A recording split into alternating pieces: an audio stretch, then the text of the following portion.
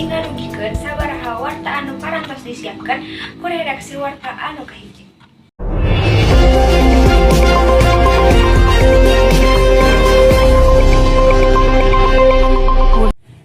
Kareta anjlok nomor KA 2473 rute Jakarta Bogor lumangsung di antara stasiun Jakarta Kota Rebo tanggal 6 bulan 4 2019 sekitar jam 15.16 WIB. Akibatna sejumlah perjalanan kaganggu kareta relasi Bogor ka Tanah Abang jeung Jatinegara kitu oge sabalikna pikeun sementara waktu teu bisa dilakukeun.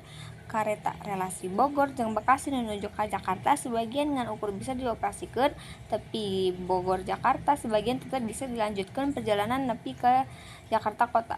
Pikeun nggunakeun jasa anu embung nanggoan bisa ngalakeun tiket di loket stasiun jeung dipentang ngagunakeun moda transportasi lain. Manehna oge menta panumpang perhatikeun keselamatan sawang-sawangan jeung deui henteu maksakeun naek kareta lamun geus pinuh. Lamun geus pinuh mangga dagoan kareta anu salanjutna.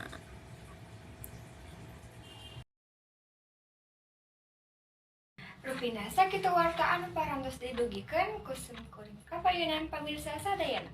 Wilujeng patepang deui dina waktos anu kapayun hatur nuhun.